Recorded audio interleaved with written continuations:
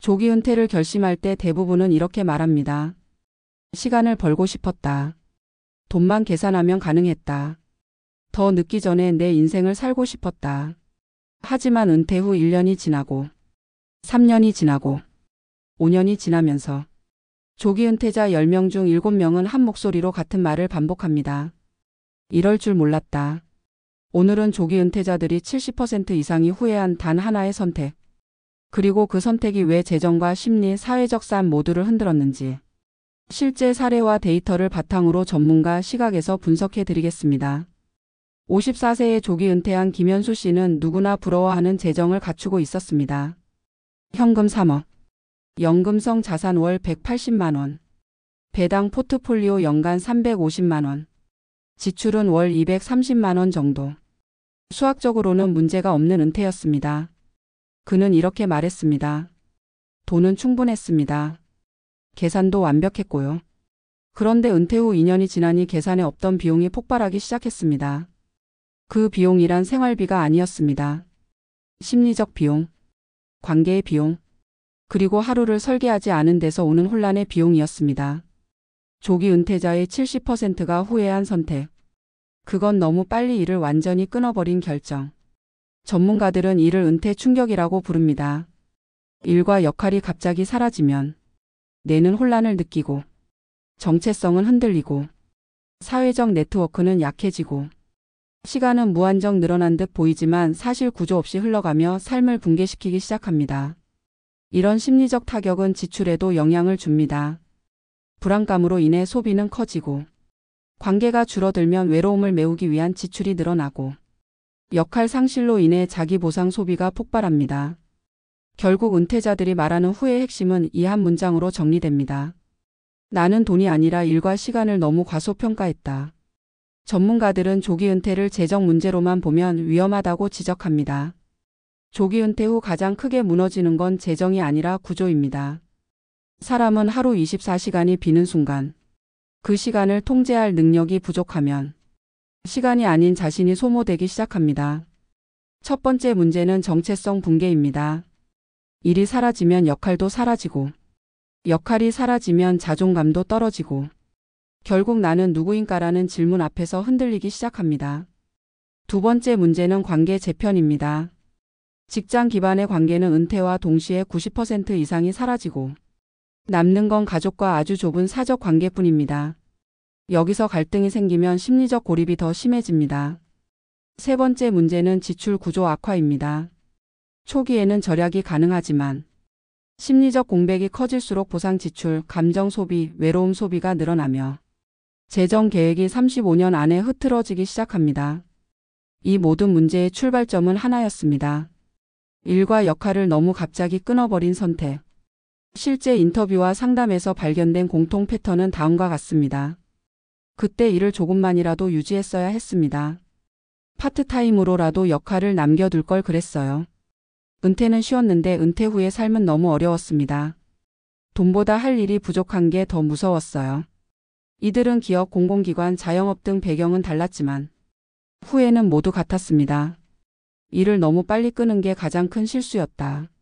전문가들은 조기 은퇴를 이렇게 정의합니다. 나의 시간을 되찾되 나의 역할은 유지하는 은퇴. 즉, 완전한 은퇴가 아니라 속도 조절형 은퇴, 부분 은퇴, 역할 유지형 은퇴가 필요합니다.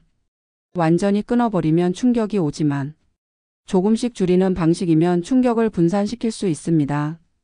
많은 은퇴자들이 이런 말을 했습니다. 나는 돈 때문에 무너진 게 아니라 일상을 관리하지 못해 무너졌다. 조기 은퇴자 70%가 후회한 이유는 돈이 모자라서가 아니었습니다. 삶의 구조를 준비하지 않아서였습니다. 조기 은퇴를 꿈꾸는 사람들은 자산 계산을 반복합니다. 하지만 중요한 건 계산이 아니라 설계입니다. 하루의 구조를 만들고 나의 역할을 남기고 나를 지탱할 사람들과의 관계를 유지하는 것. 이것들이 갖춰지지 않으면 얼마나 많은 돈을 준비했든 결국 같은 후회에 도달하게 됩니다. 마지막으로 은퇴자 한 분이 남긴 말로 오늘의 내용을 정리합니다. 돈은 다시 모을 수 있지만 무너진 삶의 구조는 다시 세우는데 훨씬 더 오래 걸립니다. 조기 은퇴를 결심한 사람들은 흔히 이렇게 말한다. 자신은 계산을 끝냈고 감당할 수 있는 범위 안에서 충분한 자산이 마련되어 있다고. 그래서 이제 일을 내려놓고 인생의 다음 장을 펼칠 준비가 되어 있다고. 그러나 시간을 조금만 앞으로 돌려보면 은퇴 후 1년, 3년, 5년이 지나면서 그들이 반복적으로 내뱉는 말은 전혀 다른 결을 띈다. 이럴 줄 몰랐다. 라는 말은 재정이 염려돼 나온 탄식이 아니다. 대부분은 돈보다 더 예측하기 힘들었던 삶의 구조가 무너지는 순간에 내뱉은 고백이다. 조기 은퇴자들의 후회를 모아보면 놀라울 만큼 한 지점에서 교차한다. 바로 이를 너무 빨리 완전히 끊어버린 선택이다. 이 선택은 단순히 소득원의 중단이 아니라 정체성의 중단이고 일상의 중단이며 관계망의 붕괴로 이어지는 근본적인 변화다.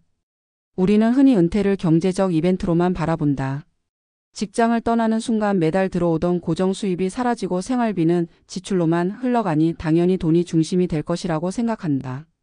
하지만 은퇴가 무너뜨리는 건 숫자보다 사람의 구조다. 어느 날 갑자기 아침에 눈을 뜨지만 더 이상 나를 기다리는 과업도 없고 나의 역할을 확인시켜주던 타인의 시선도 없다.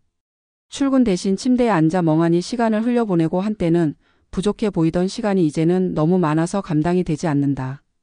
사람은 시간이 많아지는 순간 여유로워지는 것이 아니다.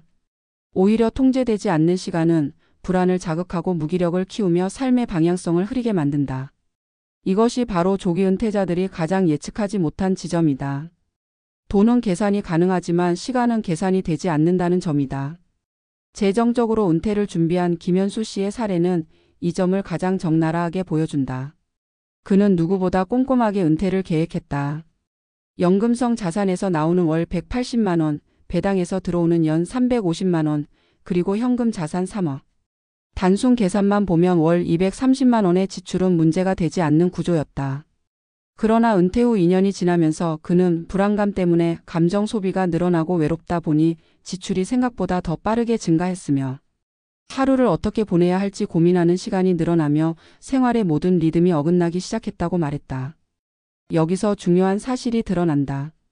은퇴 후 무너지는 것은 지출 자체가 아니라 지출을 통제하는 사람의 심리다. 사람은 흔들릴 때 소비한다. 시간의 구조가 사라지면 마음의 구조도 무너지고 마음이 무너지면 소비는 필연적으로 늘어난다. 그래서 조기 은퇴자들이 후회하는 것은 돈이 부족했다가 아니라 일을 너무 빨리 끊었다이다. 왜 일을 끊는 것이 그렇게 큰 충격을 주는 걸까? 그 이유는 인간이 하루 대부분의 삶을 역할로 살아가기 때문이다. 누군가에게는 팀장이라는 역할, 누군가에게는 엔지니어라는 역할, 또 다른 이에게는 교육자나 관리자로서의 역할이 존재했다. 그러나 은퇴는 이 역할과 연결된 모든 경험을 하루아침에 사라지게 만든다. 역할이 사라지면 자존감이 흔들리고 자존감이 흔들리면 정체성도 함께 흔들리기 시작한다. 그리고 정체성의 균열은 곧 삶의 균열로 이어진다. 한 은퇴자는 이렇게 말했다. 직장을 그만둔 게 문제가 아니라 직장과 함께 내가 사라진 느낌이었습니다. 이 말은 많은 조기 은퇴자들이 공감하는 지점이다. 사람은 일을 통해 단지 돈을 벌었던 것이 아니라 사회적 위치를 확인했고 누군가에게 필요하다는 감정을 느꼈으며 자율성을 잃지 않기 위한 장치를 가졌던 것이다. 이를 잃는 순간 사람이 사라진다는 말은 과장이 아니다. 관계 문제도 같은 맥락에서 시작된다. 직장 기반의 인간관계는 은퇴와 동시에 대부분 사라진다.